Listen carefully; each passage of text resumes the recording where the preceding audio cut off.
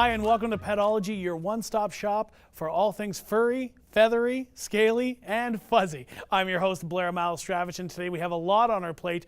And starting off right away, we're going to start with the discussion. I'm going to move my way down to join the discussion panel. We have behavioralist Des, and we have veterinarian. See, I said it right there. You did. Yep. Corey. Now, what we're going to talk about is, of course, everybody loves puppies. Let's be honest, everyone does. Let's just say it. If you don't, no one likes you. But there, of course, is a lot of love. There are a lot of animals out there that need love, and that's what we're talking about, older dogs, because in case you didn't know, that's what puppies turn into. So what can you tell us about something that people should be looking out for when you have an older dog or when you're getting an older dog? Well, I mean, the first thing is that becoming a senior does not automatically mean a problem. There are lots of great, healthy senior dogs out there, so people shouldn't just move away from the senior dog simply because they are old. Old doesn't mean bad. There are increased risks for certain things that can crop up in older dogs, but they can still be great pets. Lots of things to watch out for in older pets that can become more pronounced. I always say with older pets, we watch their teeth, definitely more than we would with a younger dog, just because you have a lifetime of use going into those teeth, so you have increased tartar. A lot of people will talk about how their aging pet has really smelly breath, so we talk about those things. Watching their teeth can be really important, and knowing what's going on in their mouth. One of the bigger things that we tend to see in the clinic is mobility issues in older pets. Older pets, especially larger dogs, tend to gear towards having arthritis, becoming more stiff, having mobility problems that can really hold them back from a normal lifestyle. There are lots of things that we can do, some of them medicated and a lot of them not. There are lots of options out there for pets. One of the biggest things that I'm looking for when I'm looking at an older dog that is slowing down is, well, there's my little picture of somebody doing laser therapy at our clinic right now. We offer non-medicated therapies like laser therapy for pets if we're looking for something to help make them more comfortable, but we're wanting to potentially avoid using a drug or a medication. Something else that we offer through the clinic, we actually have a physiotherapist, Sylvia Lavallee, who comes in a couple days a week, and she will do acupuncture, and she also does physiotherapy with pets. And this is really great because a lot of times what's happening is she will send pet owners home with homework, where they will go home and they will actually do exercises with their pets at home several days a week. And it's no different from a human being where if you're starting to suffer from muscle weakness or mobility issues, you need to exercise those muscles and you need to stretch yourself out. And that is something that you can't just be doing once a month. You need to be doing it a few times a week. And it's not like people end up investing tons and tons of time into this. Usually it ends up being maybe 5 to 10 minutes, 3 or 4 nights a week, but you can get amazing rewards from doing it, where you can have an older pet where you might be giving them an extra year or two of mobility and you're not having to use any kind of drug to do it.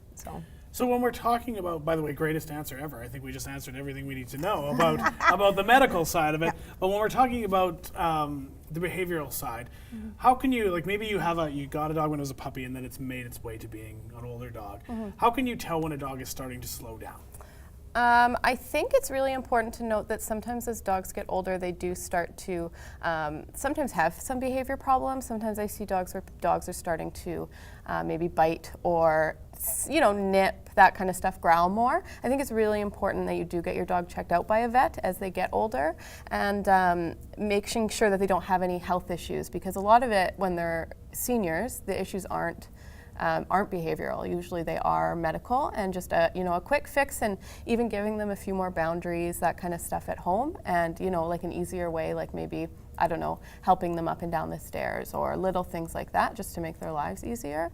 That can make a big difference in seniors. It's not necessarily that they get old and grumpy, which is in some cases they get old and grumpy, fair enough, right? But in a lot of cases it is a medical issue with older dogs. Yeah, we do see some pets that are brought in where one of the major complaints will be, he seems kind of grumpy, he's not great around the kids anymore, that kind of stuff. And sometimes when we look into it, it does boil down to maybe there is some arthritis developing and the dog isn't as comfortable or the cat isn't as comfortable, and it becomes more when the kids are trying to encourage the dog to play, or maybe they're climbing over the dog or they're picking the cat up and carrying the cat around. That's something that the cat or the dog is not comfortable with anymore, and so they're reacting to that. And so it's not just that they're grumpy, it's just that they're less comfortable and they're trying to let you know that they're less comfortable. So. And I think also, that they get less, right? People are like, oh, my dog is old, they don't need walks as much anymore, they don't need training anymore. It's not that they still need the stimulation, you just might have to adjust how you're doing it. And also with things like hip issues and arthritis issues, it's really important to know that as your dog gets older and they do slow down, you have to cut down that food intake. So many senior dogs are overweight, and that causes so many issues. Cut that food back. I feed my dogs way less in the winter than I do in the summer, right? So and yeah, obviously. Exactly, and they're younger, right? Like my senior, the same, but my 3 younger dogs they eat way less in the winter than So let's talk summer. about, you guys brought some great visual aids, which is exactly what I need for TV. I'm going to start with, this is very scientific, but we're going to start with the fun stuff just to wreck it for you. So let's talk about what some of these are for. So mental stimulation is just as important to dogs as physical exercise, especially as dogs get older and maybe they can't do as much outside, especially like maybe, I don't know, same as people, like it's damp outside, so they're, you can tell that they're not walking around as well that day. So this kind of stuff is really great to get your dog still tired out mentally when you can't necessarily exercise them physically. So these things are just brain toys that you can buy anywhere, and you can just put treats inside, and then they have to work to get it out. Or if they don't work for treats, you could even do you can get ones that you put a tennis ball inside, that kind of stuff. Like so this one looks like a puzzle box. I'm just going to hold it up for Tony there to get a shot of it. So I don't even know how to use it. Exactly. So it's really easy apparently for humans. Right? So you just put the food in. There's so many different options out there, and not only toys that are purchased, but you can also make, you can use a water bottle, put food in it. You can even put you want to try to stay away from things like peanut butter because of the fat and sugar and salt content. So you want to kind of go, what I do is I'll take a water bottle and I'll freeze chicken, like low-fat chicken stock in it, and then my dogs will work to get it out. That kind of stuff, and you can use like a muffin tin and you can put food in it and put like balls on top, or you can hide food or toys around the house and your dog has to go find it. All that kind of stuff is really great to kind of get your dog moving a little bit, but you're not overexerting them. It's interesting you brought that up, because the dog that I live with, you can tell it's not my dog because I said the dog I live with. I get excited to go to the store and buy toys, and I buy them for the dog, obviously, and no interest. She does not care. But it's interesting that there's an alternative, not necessarily the fancy toys, but stuff you can do right. Totally, so exactly. Really and a lot of the time, like my dogs don't really care for toys either, but if there's snacks in them, then they're super into I like it, everything right? that has snacks. Yeah, totally, totally. Obvious. But let's talk about. Now this is not a toy. No. I mean, it looks like a toy, but it's definitely not a toy. So I'm just going to dance for us. No, explain, Corey, what exactly this is. This is basically to just give you an idea of the difference in an aging pet.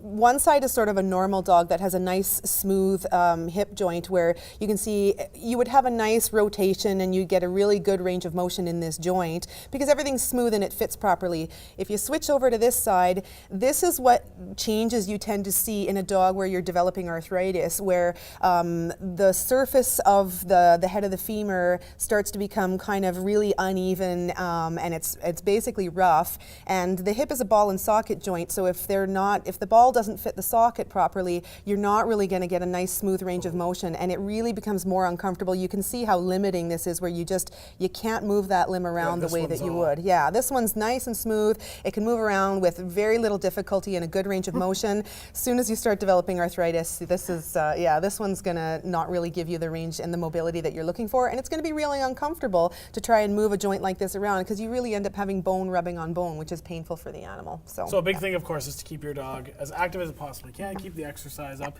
and of course, like as they get older, like you said, visit the vet and absolutely. Keep a bridge of everything that's happening with your dog, of course. Yeah, at this point, we're going to move on to answer some great questions that viewers out there have sent to us. There's some email questions. We're going to start off with this first one. We're switching gears a little bit to cats. I hope you guys can deal with it. It says, my cats keep vomiting. We tried changing out their food and the vet says they are healthy. Could it be something to do with routine? Now, one thing I wanted to say before we answer these questions is everything here is just a discussion. It's not a definite opinion. Obviously, you want to check with your vet and make sure. But let's talk about this with the cat vomiting. Okay, two things right off the hop. I think it was great that, first of all, these cat owners did bring their cat into a vet to get them checked over, because really, I mean, it does become important to rule out that there could be anything sort of health-wise going on. And number two, they made a really good, sound, logical choice in terms of, let's see if there's something potentially in the food that is upsetting this cat's stomach. Absolutely, would I consider the idea that there may be something as a stress factor going on? Certainly, there are many, many cats where stress can create almost like a stress colitis, upsets the gut. They may start vomiting a little bit more. They may have tried a new food, but sometimes we have cats that develop actual food allergies, and changing to a new food can be good, but if that new food still includes the things that are triggering that cat's allergies, say for instance, if a cat is allergic to chicken, you might move over to a new food that still has chicken and it's still going to trigger the allergy. So sometimes we will consider using like a hypoallergenic food trial.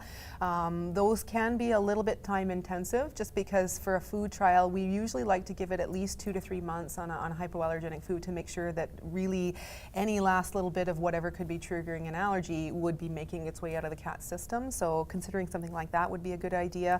I mean, I don't think that vomiting on a regular basis would be something that's just normal and you should just accept it. I hope not. So, yeah, I definitely hope not. No, yeah.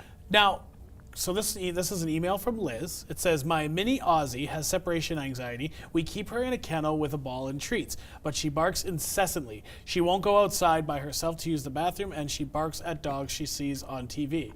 Well, luckily we have no dogs right on this segment, but so what can Liz do? I think a good idea for Liz is Mini Aussie. They are a fairly hyper dog. They have a lot of energy. I mean, it's a working dog, right? So they need more to mentally stimulate and physical exercise. So I think that dog is honestly probably just bored.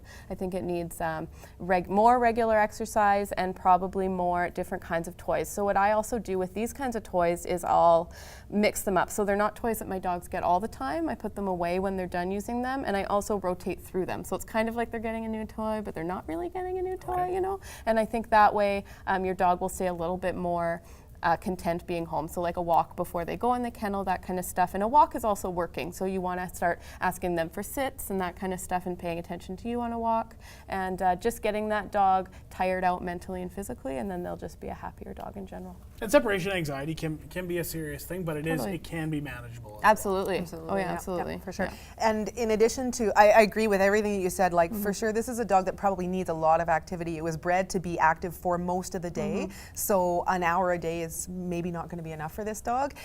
If they're doing those things and they're not getting the results that they're looking for, there are still a lot of options in terms of they make dog appeasement pheromone collars, where it's a pheromone collar that releases happy smell signals that can calm a pet down and make them less agitated and also more responsive to what you're doing and what you're trying to teach them. So that becomes an option as well. And there are calming diets now that can be prescribed as well. So I think too, like for issues like separation anxiety, if you are considering like a collar or a medication or something, I don't think it's not like a situation where you're like, oh man, I'm gonna have to put my dog on medication. They're gonna be on medication forever.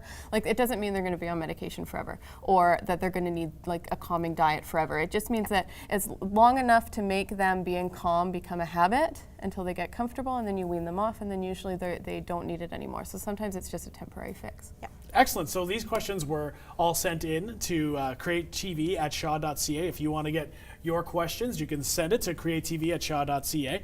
And what else you could do is what we're going to do right now is we're going to go just look at some fun photos that people sent in. This is Remington. This photo comes from Sharon.